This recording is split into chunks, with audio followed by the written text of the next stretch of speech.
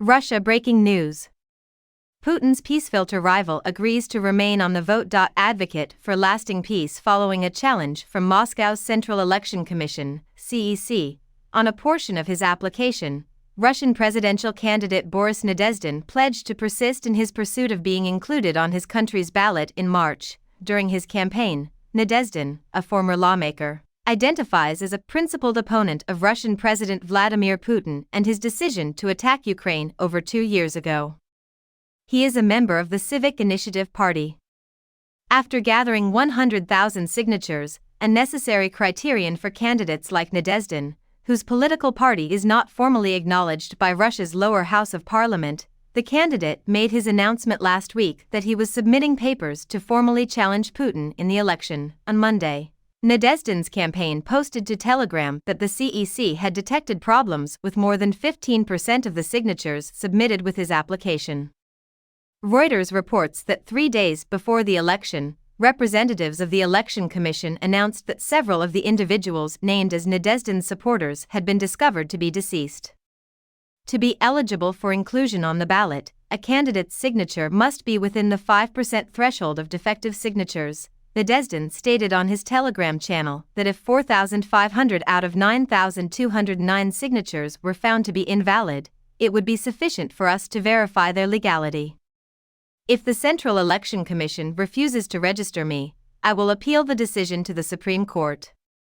In an effort to get a reaction on Monday night, Newsweek emailed the Kremlin's press office. Putin, who is seeking a 5th term in office, is expected to secure re-election in March, even if influential personalities such as Nadezhdin are opposing Moscow's involvement in the conflict in Ukraine. Russian voters see Putin as their best representative, according to a new poll by Russian Field, 51.1%. With just 2.3% of the vote, Nadezhdin finished in second place, much behind the winner. On Wednesday, Russia's Central Election Commission, CEC, will likely announce Nadezhdin's official candidacy for the March 17 poll. Ex-Russian commander Igor Girkin is also challenging Putin's re-election. He is campaigning from behind bars on extremism accusations, while challenging the incumbent. Nadezhdin's safety was temporarily called into question due to a statement made by Vladimir Solovyov, a famous Putin ally, last week on air, suggesting that Nadezhdin might be thrown into prison or poisoned for opposing the Kremlin. The views of individuals such as Solovyov do not reflect an official position and not always can be perceived as the right one, according to Dmitry Peskov, Putin's press secretary, who spoke with Newsweek. On Wednesday, Boris Nadezhdin, a candidate for president in Russia, presented the collected signatures in Moscow. Next month, Russians will have the opportunity to cast ballots for president, and Nadezhdin has pledged to run for the office. Polish Defense Minister Władysław Kosiniak-Kamysz stated that Poland is prepared to counter any potential military aggression from Russia in all scenarios. As tensions rise between Russia and his country and other NATO members along Russia's eastern border due to the continuing conflict in Ukraine, Kosiniak-Kamysz, who is also Poland's deputy prime minister, acknowledged in an interview published by the Polish newspaper Super Express on Monday that Moscow could launch an attack on Poland. Kosiniak-Kamysz reportedly stated, "I think all scenarios are possible, and I take the worst ones very seriously." Ukrainska Pravda, translation. That's what a defense minister's role is in our current circumstances. We have to be prepared for anything. So we're reviewing the situation, drawing conclusions, and filling in gaps, including when it comes to weapons and ammunition, according to him. Major arms procurement efforts are important, but soldiers' personal equipment is also important. On Monday, Newsweek emailed the Russian Ministry of Defense to request a comment. A number of high-ranking NATO defense officials, including Kosiniak-Kamysz, have voiced worries that Russia's conflict with Ukraine is beginning to spill over into NATO member states. Just last week, Romania's Chief of Defense, General Gheorghiu Vlad, issued a warning that the war policy of Russian President Vladimir Putin would escalate in the near future.